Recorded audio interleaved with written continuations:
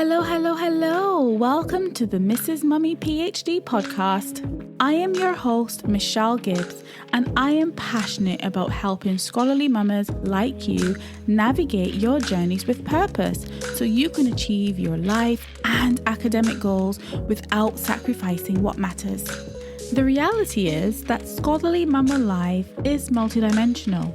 We're scholars, yes, but we're also mothers, wives, and so much more with whole lives outside of academia. So how do we successfully navigate all this? Well, first, we need the space to embrace this unique blend. Only then can we begin the important work of becoming purposefully whole. And part of my own purposeful work is to create a space for us as scholarly mamas to grow, to reflect, and to become everything that we were meant to be. So, mama, are you in? Fabulous. Let's begin. These are our journeys of becoming.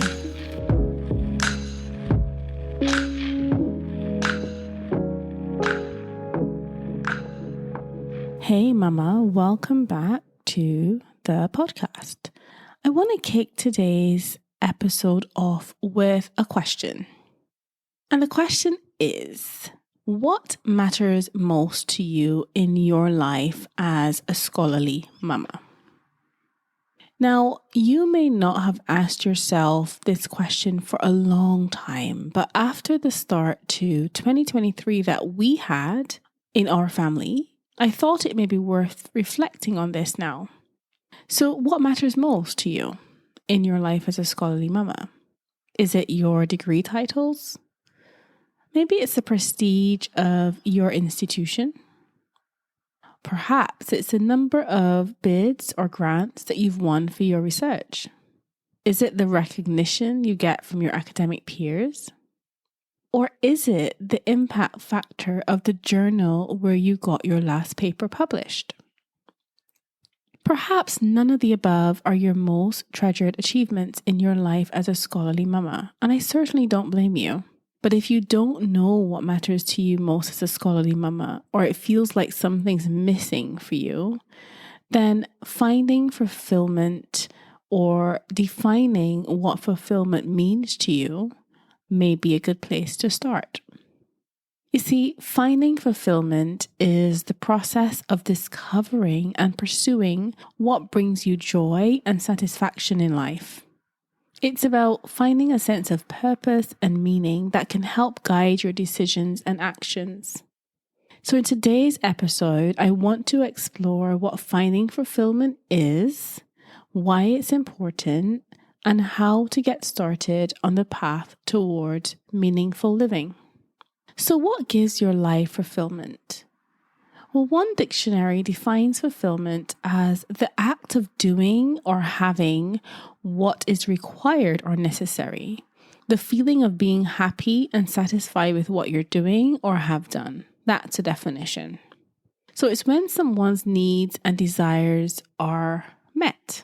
A fulfilling life can be described as one where an individual experiences peace, contentment, and fulfillment in their life. There are many different means to achieving a fulfilling life, from personal growth to our relationships to even engaging in acts of service. However, there is one common theme running through all of these routes to a fulfilled life. And it starts with an intention to create a life of fulfillment. With an open heart and mind, we can discover the simple moments that bring us peace and contentment. So when we think about fulfillment, it's very tempted to think of all the complexity of it and, what does fulfillment mean to one person may mean something different to someone else. And all that's true.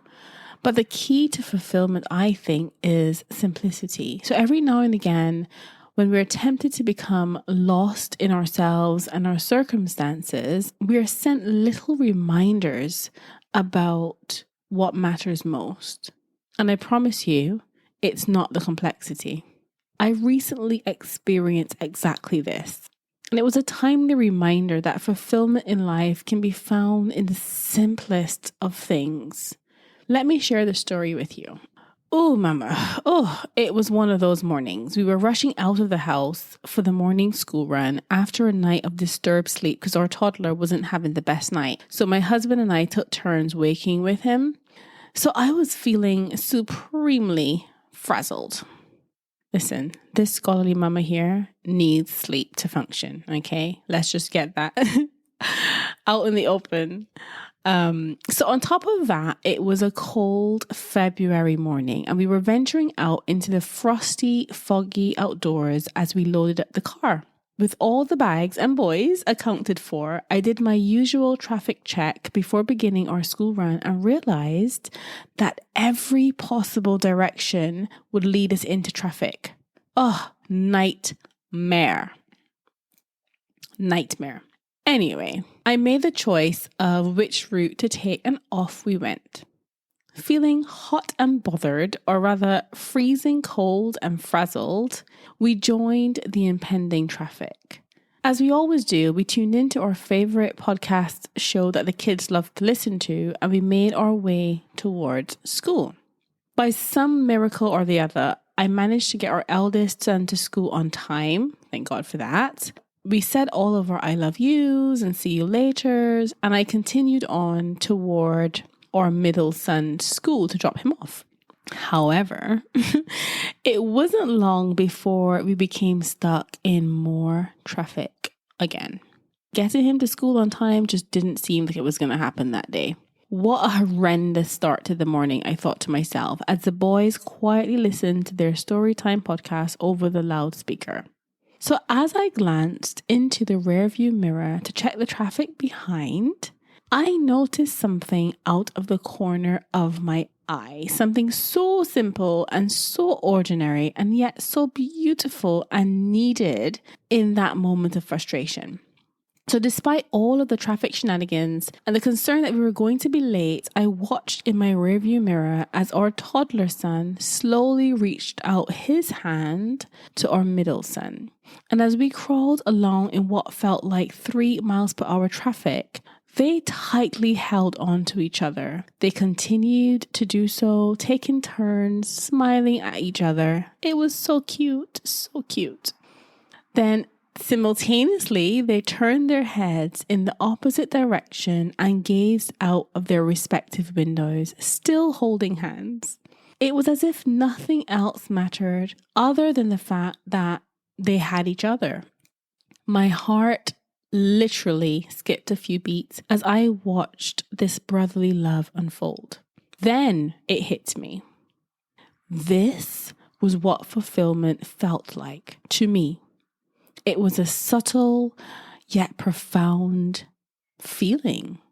Seeing them express their love for each other helped me to remember what matters, even when life gets stressful and doesn't go to plan.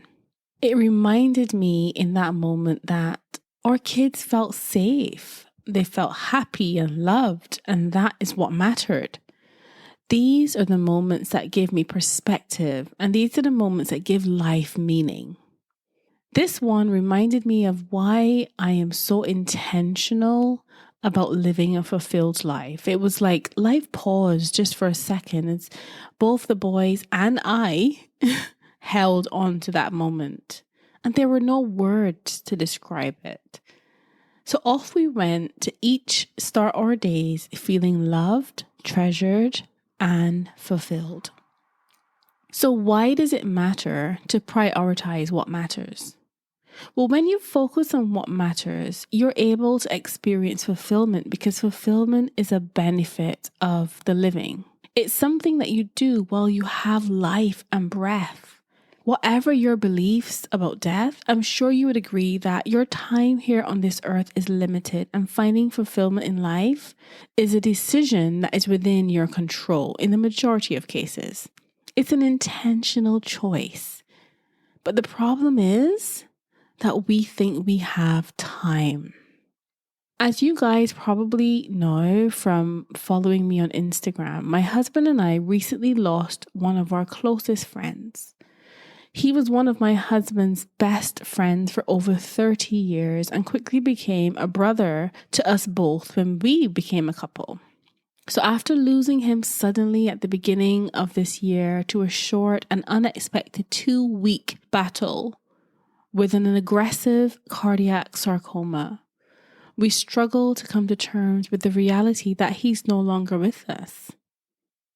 Him passing so suddenly at 40 years old, leaving behind a wife and 2 young kids under 5, was indeed a shock to the system. He was such a kind and introspective person. He was a light, and losing him has left such a hole in our hearts. It also reminds us of what really matters in life and that we must continue to cherish and prioritize those things because none of us knows when our time will come. So this episode was partly inspired by our dearly departed friend who we miss so much. My husband compiled a tribute video with lots of his little voice notes that we've collected obviously over the years. And if you wanted to hear that for yourselves and hear, what a light we've lost, I'll leave a link to that in the show notes. And then you can share this episode with a friend to help our friend's legacy live on. I also wrote a tribute poem for his funeral, which you can also watch. I will leave a link for that in the show notes as well. So how do we identify what matters most in our life?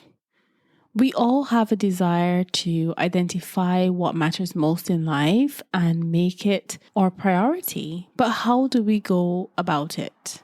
What are the strategies that can help us evaluate our life's purpose and set meaningful goals? Here are a few question prompts to help you begin the journey toward finding fulfillment. What are your biggest hopes in your life? How do you visualize your future? What do you do well and what makes you feel good about yourself? If you could see your future self, what would you look like? What do you want your legacy to be? These are the things that will give meaning and purpose to your life. These are the points of reference for how you can reorganize your priorities if you have to. This is why I strongly believe that every scholarly mama needs a fulfillment plan. And I've created a free 5-step fulfillment planner, which I will leave a link to in the show notes for you. You can download it absolutely free and use it as a tool towards reorganizing priorities if you need to. Fulfillment is not a distant, unattainable ideal for scholarly mamas. Remember that your best chance for a happy future lies in the present moment. Think about all those little micro decisions that you make in a single day. How do they contribute to your bigger purpose and align with your values? Do your decisions align with your values? I guess that's the question to ask first. Making decisions based on our values and priorities can be a difficult task. It requires us to think deeply about our values and prioritize them in order to make the right decisions. But how do we identify our core values? Or how do we set achievable goals? And how do we align our actions with these values so that we can make decisions which reflect who we are and what we stand for? Do we even know what our core values are? The process of decision making is often made easier when we're able to identify the relevant characteristics and attitudes that help us decide. Core values are different from personal values. So personal values may be things like I want to be healthy, I want to make money, whereas core values may include things like service or family. They generally provide an overarching framework for your life and how you choose your actions. They give you a direction in life so that when you're faced with difficult choices, thinking about what really matters to you becomes easier. Your core values give you guiding principles that can help you make the best decisions on your journeys of becoming. Self-reflection is a huge part of this. But what are the benefits of self-reflection? Taking the time to reflect on and appreciate what matters in our lives is an important part of finding fulfillment. Self-reflection helps us to become aware of our thoughts, our feelings, and our actions so that we can make conscious choices about how we want to live our lives. Self-reflection, also known as mindfulness, is a process of being aware of your thoughts, your feelings, and actions with the intention of being present in your life. It involves pausing to assess your situation and surroundings and then focusing on what you're experiencing in that moment with an attitude of openness and acceptance. So when practicing self-reflection, we may also become more aware of our emotions or mental states and make conscious decisions about how we want to live our lives. It can help us find meaning from past experiences so that we know what is important to us and what we want to avoid in the future. Practicing gratitude helps you to appreciate what matters as well. Practicing gratitude can help us to stay focused on the positive aspects of life and appreciate all that we have. When our family started our 5 minutes of gratitude practice every evening over dinner, we did it not only to express our gratitude openly, but also to model to our kids how they can do the same too. It was an opportunity to share what happened during the day and to be intentional and vulnerable as a family while reflecting on the day's events with gratitude. So in case you were wondering, this was actually the inspiration behind my free 5 minutes of gratitude journal, which you can download. I will again leave a link to that in the show notes. So making time for what matters is important for finding fulfillment as a scholarly mama, and it allows you to face the hurdles that you will most certainly encounter on your journeys, but to face them with purpose. And by the way, focusing on the things that bring you fulfillment in your life doesn't mean you don't have goals and career aspirations still. It's just that you choose not to let them rule your life. So again, I asked you, what matters most to you, mama? Is it the bond you have with your kids? Or the memories that you create with your family? Maybe it's a quality time you spend together or the legacy that you want to leave for your kids.